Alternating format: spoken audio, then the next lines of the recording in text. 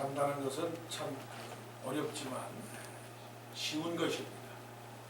문제라고 하는 것은 어렵게 보이지만 그 문제를 아는 사람에게는 그것이 어렵지는 않습니다.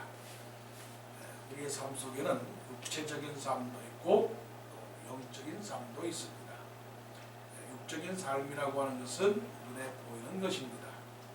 우리는 거의 대부분 눈에 보이는 것 때문에 근심하고 걱정하고 답답하고 자신의 행복과 불행을 그렇게 판단하게 됩니다.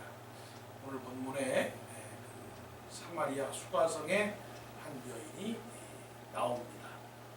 여인은 무척이나 자신의 그 행복, 이름하여 행복이라고 하는 것을 찾아서 노력을 한 사람입니다. 게으른 사람은 결코 아닙니다. 이것도 해보고 저것도 해보려고 하는 많은 수고가 있었던 사람입니다. 여자의 행복이 어디 있느냐? 여자의 행복은 많은 사랑을 받고 살아가는 것이 여자의 행복입니다. 그래서 지금까지 자기의 그 남편 5이 있었습니다. 하지만 그 남편 5은 자기의 남편이 아닙니다. 그리고 또 지금 있는 사람도 자기의 남편이 아닙니다. 여러분, 이것이 인생이죠. 내 것 같은데 내 거가 아닌 것, 그것을 알아야 되는데 사람들은 그렇게 생각하지 않습니다. 내가 가지고 있는 지식이나 내가 가지고 있는 모든 환경, 이 모든 것들이 다 자기 것으로 생각합니다. 집도 내 것이요, 또 모든 지위도 내 것이요, 내가 가지고 있는 모든 것들도 다 내 것이라고 생각을 하지만 사실은 본질적으로 분석해 보게 되면 이 여인이 5의 남자가 있었지만 5의 남자가 자기 남편이 아닌 것처럼 우리는 내 것이라고 소유하는 그 자체가 결국 내 것이 아닙니다. 그러면 그것을 깨달으면 내가 가지고 있는 것이 내 것이 아니라면 정말로 본질적으로 나의 것은 무엇이냐? 내 것을 찾아야 되는 것이죠. 이것을 가리켜서 본질과 비본질이라고 하는 말로 우리가 설명할 수 있습니다. 그 다음에 소유와 무소유의 그런 개념으로도 생각할 수 있겠죠. 여러분, 내가 가지고 있는 것은 무엇입니까? 여러분의 자산 목록은 무엇입니까?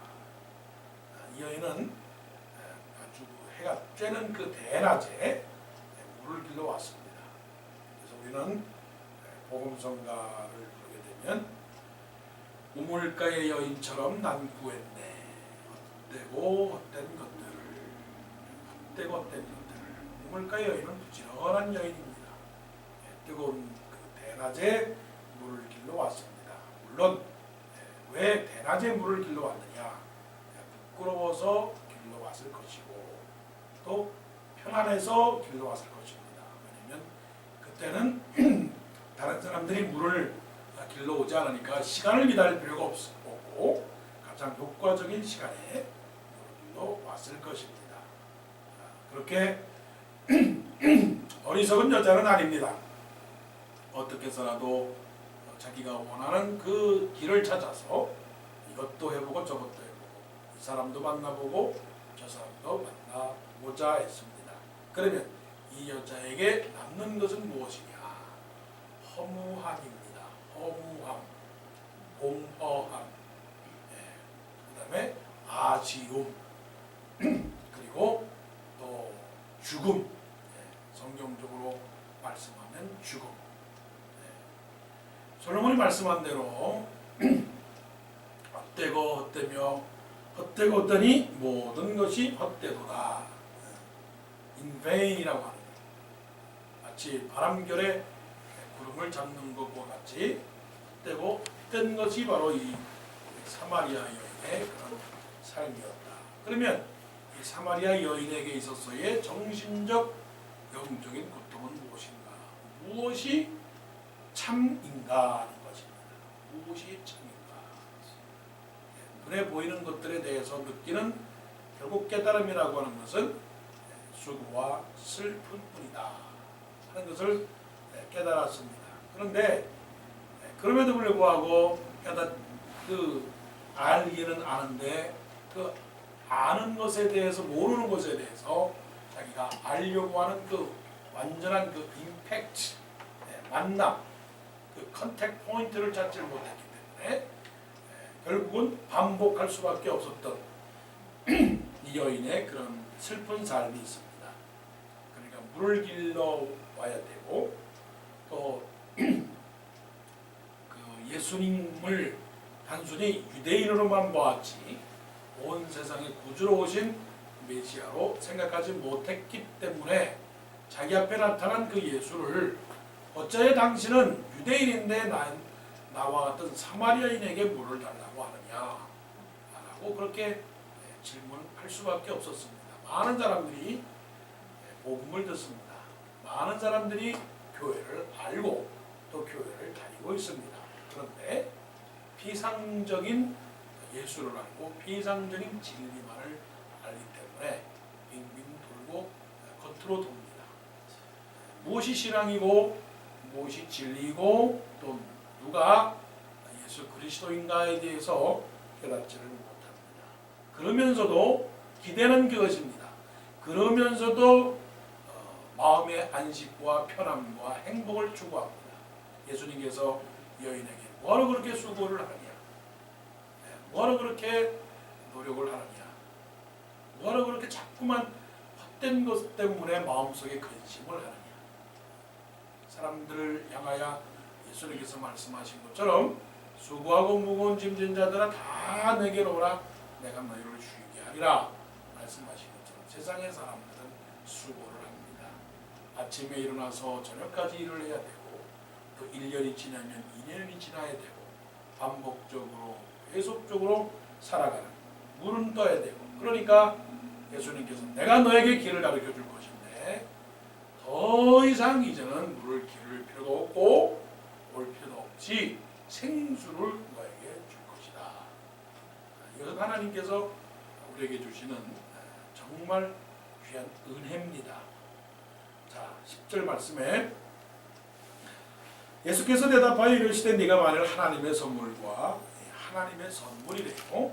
하나님의 선물과 또 내게 물 좀 달라 하는 이가 누구인 줄 알았더라면 네가 그에게 구하였을 것이요 그가 생수를 내게 주었으리라. 자, 여러분들은 지금 우물가에서 물을 구하고 있습니까? 아니면 예수님에게 생수를 구하고 있습니까?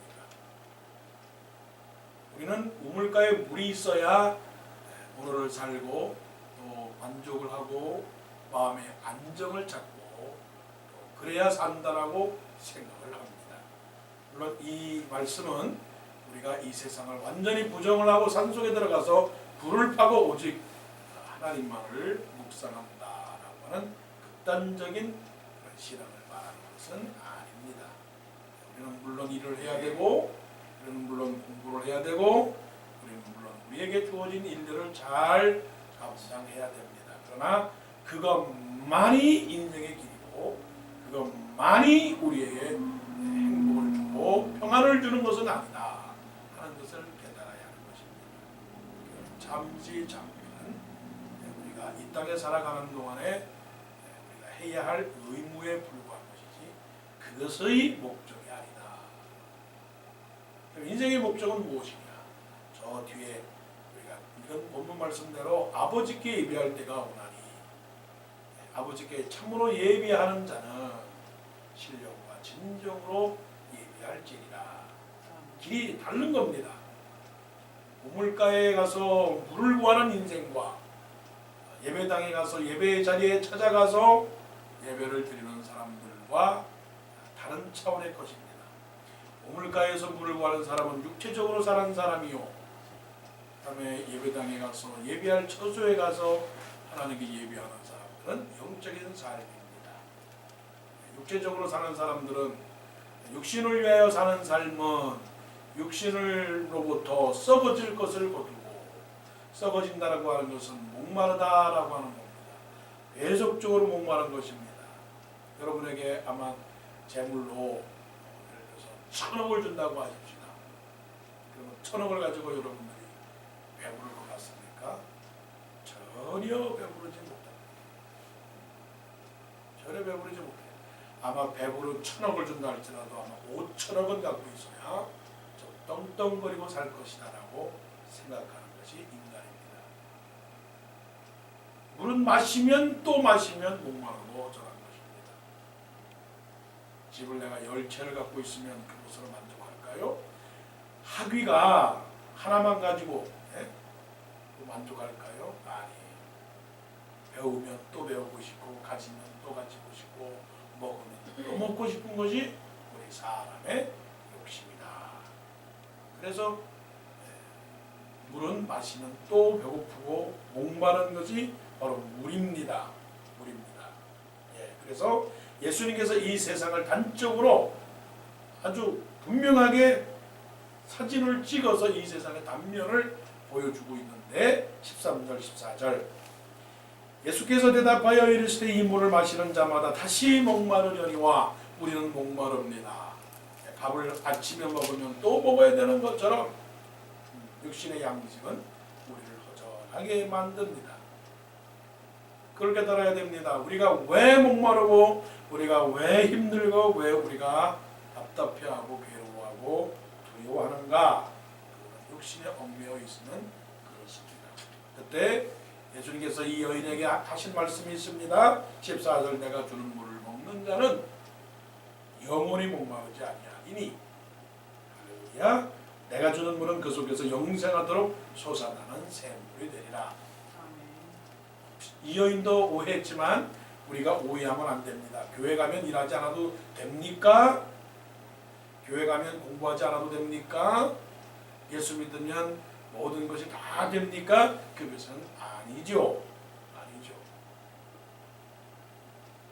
핵심과 그 핵심이 아닌 그 언저리의 부분들을 오해하면 안 됩니다. 그러니까 우리가 영적으로 산다라고 하는 것은 결국은 문제를 찾은 것입니다. 길을 찾은 것입니다.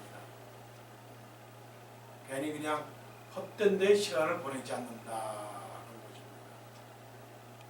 그리고 하나님을 예비하고 예수님을 예비할 때에 그 육신적으로부터 얻어지는 그 기쁨과 영적으로부터 얻어지는 것에 대한 기쁨이 다르다는 것입니다. 육신적인 것은 늘 반복적이지만 영적인 것은 영원하다는 것입니다. 그래서 여기에서 세상과 하나님 천국의 차이가 있구나. 세상은 잠시 잠깐이고 천국은 영원한 것이구나. 그러면 사람을 사귈 때도 마찬가지죠. 사람을 사귈 때도 잠시 잠깐의 사람을 사귀어야 되느냐 아니면 평생 동지를 사귀어야 될 것이냐 그런 것이죠. 직장을 다녀도 내가 한번 다니다가 금방 옮겨야 될 직장을 찾아야 되느냐 아니면 계속 내가 몸담을 직장을 찾아야 되느냐 이런 원리죠. 그래서 신앙은 이것의 차이입니다. 신앙의 원리는 그것입니다. 잠시 잠깐이냐 영원한 것이냐 일시적인 것이냐 아니면 궤적적인 것이냐 순간적인 것이냐 아니면 영원한 것이냐 하는 것에 대한 분명한 선택 그리고 그 선택을 한 것에 대한 책임 그리고 그 책임에 대한 그 의무 이런 것들이 바로 신앙이다 하는 것입니다. 그러면 그렇게 했을 때 대가는 뭐냐? 기쁨입니다. 모든 것들에 대한 자유입니다. 이 여인은 그 말씀을 듣고 예수님의 그 말씀을 듣고 어떻게 했어요? 물동이를 버려뒀다고 했어요. 물동이를 버려뒀다는 얘기는 지금까지 그렇게 애착스럽게 가지고 있었던 이것을 버리면 나는 죽는다. 이것을 버리면 나의 존재감은 없다라고 생각했던 그 물동이 삶의 수단이었고 삶의 방편이었고 자기를 지켜준 장식품이었던 그 물동이를 버려두고 동네로 가서 사람들에게 내가 예수 그리스도를 만났다라고 그렇게 입을 열어서 말할 수 있는 그 여인이 되었다는 것입니다. 바로 이것이 신앙입니다. 신앙은 그냥 느낌과 체험과 그리고 생각 그 수준으로 머무르는 것이 아니라 이제 혼자 우물가에 와서 혼자서 물을 길는 그런 침묵과 그런 어떤 그 은둔의 그런 삶에서 이제는 그 자체를 표현하고 발산하고 말하고 고백하는 그런 삶이 되었다. 결국은 이것은 개인적인 것에서 어떤 대중적이 되었다는 겁니다. 기독교가 바로 그런 거예요. 기독교는 하나님과 나 사이에 이루어지는 하나의 관계 속에서 나 혼자 신앙생활을 하면 되는 거 아니냐, 나 혼자만 잘하면 되는 것이 아니냐, 그 이상으로 관계적인 신앙이 되는 거예요. 관계적 신앙. 하나님을 사랑하고 내 이웃을 내 몸과 같이 사랑하라라고 하는 그 말씀처럼 이 여인의 변화가 바로 신앙의 삶의 모습이다 하는 겁니다. 예수를 만났습니까? 예수를 알고 있습니까? 생수를 얻고 있습니까? 그러면 여러분들은 어떻게 해야 됩니까? 그 생수를 마신 것에 대한 간증을 해야 됩니다. 변화에 대한 고백을 해야 됩니다. 그리고 사람들에게 말해야 됩니다. 그리고 그것이 조용히 있는 것이 아니라 자꾸만 물이 끓듯이, 물이 끓면 뚜껑이 막 흔들리듯이 자기의 모습의 변화를 통해서 다른 사람들에게 예수 그리스도를 증거해야 됩니다. 자, 이제 결론입니다. 우리는 무엇을 따라가고 있을까요? 무엇에 얽매여 있을까요? 무엇을 붙들려고 하고 있을까요? 예수님은 말씀합니다. 보이는 것들이 아니라 보이지 않는 것들이다. 보이지 않는 것들은 바로 예수님이 실체입니다. 예수님 그 실체, 예수님만 붙잡게 되면 보이는 것들에 대한 가치는 약해집니다. 그리고 보이지 않는 천국과 보이지 않는 믿음에 대한 분명한 가치가 높아지게 됩니다. 보이는 것들에 대한 집착은 허무함과 허전함이지만, 그리고 아쉬움이지만, 그리고 또한 욕심으로 나오지만, 보이지 않는 것들에 대한 예수님과 믿음에 대한 가치를 갖게 되면 생명과 평안과 감사와 기쁨과 즐거움과 간증이 넘치게 됩니다. 샘물이 솟아나도록 계속적으로 우리에게는 생동감이 있게 됩니다. 자, 우리의 삶은 어떻게 될까요? 우리의 삶은 예수님을 찾아가는, 예수님을 예비하는